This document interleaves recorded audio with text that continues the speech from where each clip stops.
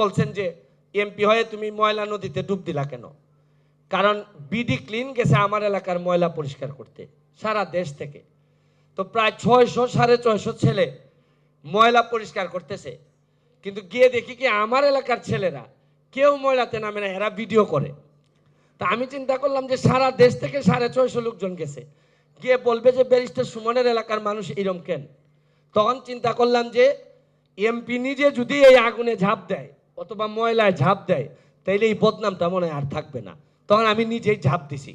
তো যে নদীটাতে আমি ঝাঁপ দিছি, এই নদীটারে সুন্দর করতে গিয়ে আমাদের এলাকার পুরা ল্যান্ডস্কেপটাই বদলাই যাচ্ছে এই নদীর কারণে। প্রায় 3.5 কিলোমিটার জায়গা আমি বের করে ফেলছি। এখন বিউটিফিকেশনের জন্য মাননীয় মন্ত্রী ছাড়া আমার আর কোনো উপায় নাই।